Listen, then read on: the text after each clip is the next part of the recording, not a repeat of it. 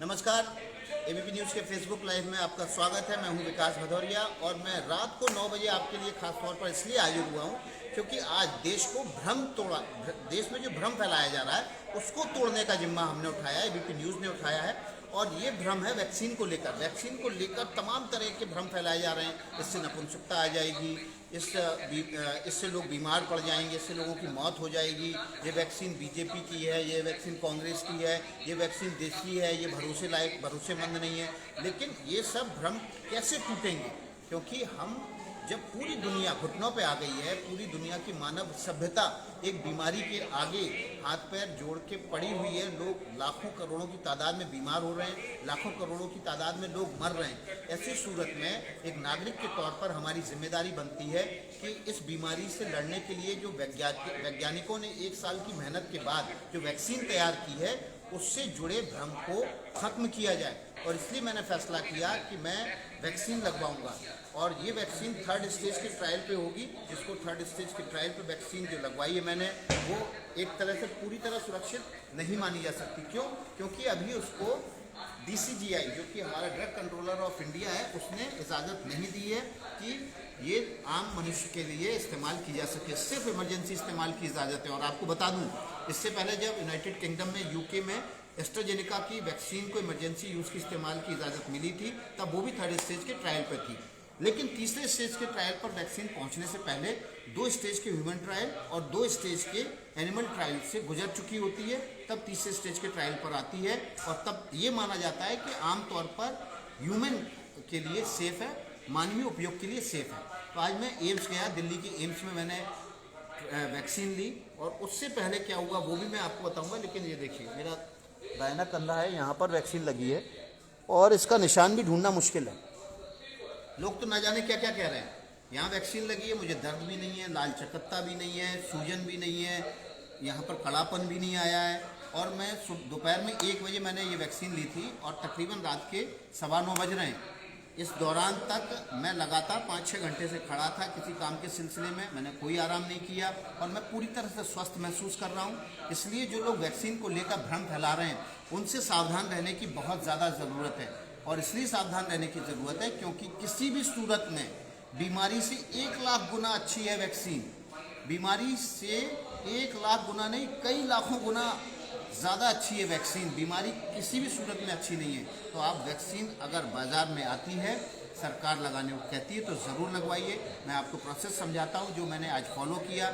मैं जब दिल्ली के एम्स हॉस्पिटल गया तो वहाँ एक डॉक्टर ने मुझे 3 पन्ने का एक पर्चा भरने को दिया, जिसमें मेरा नाम, उम्र, पता, और अगर वैक्सीन के किसी साइड इफ़ेक्ट की वजह से मेरी मृत्यु हो जाती है, मान लीजिए, तो मुझे एक इंश्योरेंस होता है मेरा, तो वो किस व्यक्ति को दिया जाएगा, नॉमिनी कौन होगा, वो एक फॉर्म भरवाया गया। इसके अलावा मेरी कोई बीमारी तो नहीं है, इससे रिलेटेड जानकारियाँ भरवाई गई।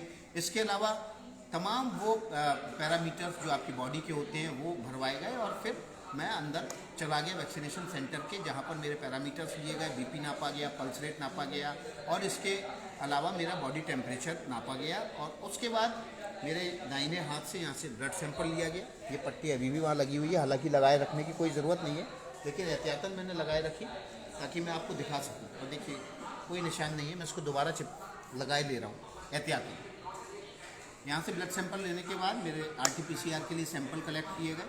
फिर उस वैक्सीनेशन सेंटर के उस कंपनी, भारत बायोटेक कंपनी के इंचार्ज ने मेरा 10 मिनट तक इंटरव्यू किया। उसने मुझसे पूछा, वॉलंटरी आए, आपको कोई फोर्स नहीं किया गया है, आपकी कोई बीमारी है तो बताइए, अगर आप कोई दवाई ले रहे हैं लंबे समय से तो बताइए। तो वो सारे इंटरव्यू में सवाल जवाब हुए और उसके बाद उन्होंने मुझे ओके कर दिया कि आपको वैक्सीन अब लगाई जा सकती है। फिर वैक्सीन लगाई गई, बाएं हाथ पर या कंधे पर वैक्सीन लगाई गई। मैं आपको एक बार फिर से दिखाता हूँ। और देखिए, कोई निशान तक नहीं है, यहाँ निशान ढूंढना मुश्किल ही है। ये भी नहीं पता चल रहा है छूने पे कि कहाँ इंजेक्शन लगा है वैक्सीन का। और इस वैक्सीन लगने के बाद मुझे एक वैक्सीन बुकलेट दी गई, जिसमें एक फ़ोन नंबर था जो इमरजेंसी के हालात में मैं कांटेक्ट कर सकता था वहाँ पर, अगर मुझे वैक्सीन का कोई साइड इफ़ेक्ट आता है। इसके अलावा डॉक्टर का नाम था जिसके अंडर में मैंने ये वैक्सीन ली है। और मेरा एक यूनिक ID था जो मेरी आइडेंटिटी थी कि फलाने इस नंबर के शख्स को वैक्सीन लगी है। और उसके बाद पीछे के 2 पेजेस में वो सिम्टम थे और टाइमलाइन दी हुई थी कि अगर आपको इनमें से कोई सिम्टम आता है तो उस टाइम के साथ आप नोट कर लें अगले 1 महीने के लिए। और उसमें क्या था कि आपको जहाँ वैक्सीन लगी है वहाँ सूजन तो नहीं आई, लाल चकत्ता तो नहीं पड़ा, कड़ापन तो नहीं महसूस कर रहे हैं, आप घुटनों में दर्द तो नहीं महसूस कर रहे हैं, आपको बुखार तो नहीं आया है, आपको वॉमिटिंग सेंसेशन यानी कि उल्टी जैसा जी तो नहीं हो रहा है, जी मचला तो नहीं रहा है, आपको नींद तो नहीं आ रही, आपका बीपी तो नहीं शूट कर रहा है, या किसी भी तरह के कोई ऐसे सिम्टम जो सामान्य व्यक्ति से अलग हो वो तो नहीं आए हैं। और ये सब पन्ने में बाकी 2 पेजेज में लिखा हुआ था। आधे घंटे तक मैं बैठा रहा, वहाँ जो डॉक्टर थे, स्टाफ थे, उनसे गप मारी। एक्चुअली होता ये है कि जब आपको वैक्सीन लग जाती है तो आधे घंटे तक ऑब्जर्वेशन में रखते हैं कि ऐसा तो नहीं है कि वैक्सीन लगने के बाद आपको कोई साइड इफ़ेक्ट तुरंत आए।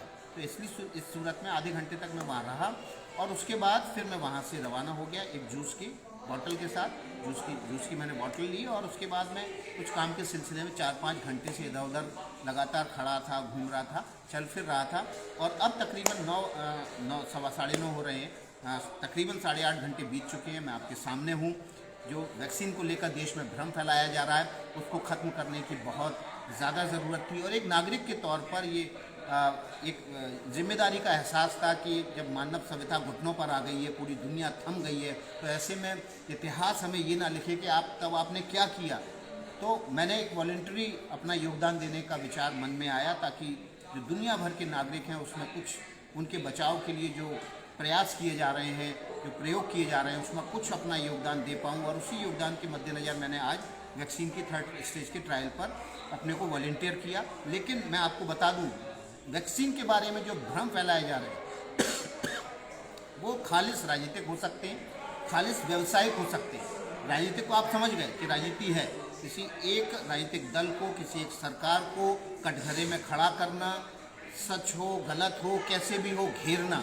खासतौर पर प्रधानमंत्री मोदी को पॉपुलरिटी को लेकर, उनके टाइम बाउंड कार्यक्रम को लेकर उनको घेरने की राजनीतिक दलों की योजना हो सकती है, लेकिन इसके पीछे व्यावसायिक हित भी छिपे हो सकते हैं। क्योंकि दुनिया भर में जो फार्मा की लॉबी है वो बहुत सिस्टमेटिक तरीके से काम करती है और कहीं ऐसा तो नहीं कि जो हमारे देश में स्वदेशी वैक्सीन तैयार हो रही है उसके खिलाफ ये फार्मा लॉबिस्ट हमारे देश में कुछ लोगों को ये बयान देने के लिए प्रेरित कर रहे हों कि इस वैक्सीन के बारे में जो पूर्णतः स्वदेशी है उसके बारे में भ्रम फैला दिया जाए ताकि वो विदेशों में बैठे दूसरी वैक्सीन कंपनियों के मालिक करोड़ों अरबों डॉलर भारत में कमाकर अपने देश में ले जाएं। तो इससे भी सावधान रहने की बहुत ज़्यादा ज़रूरत है। पत्रकार के तौर पर मैं इसके कई सारे पहलुओं पर आपको रूबरू कराना चाहता हूँ। देखिए, इसका एक धार्मिक आयाम भी दिया जा रहा है। कोई कह रहा है इसमें गाय का खून है, कोई कह रहा है कि इससे नपुंसकता आ जाएगी, कोई कह रहा है कि एक खास समुदाय को दिया जाएगा ताकि उनकी आबादी थाम दी जाए। तो भाई साहब, आप लोग 21वीं शताब्दी में जी रहे हैं।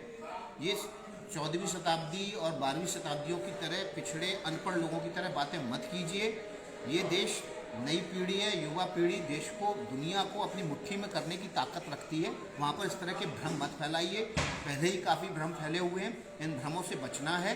वैक्सीन जब आए बाज़ार में, जब सरकार लगाने को कहे तो आप खुशी खुशी जाइए, वैक्सीन लगवाइए। ये समाज के लिए, देश के लिए और दुनिया के लिए बेहद हितकारी होगा। नमस्कार।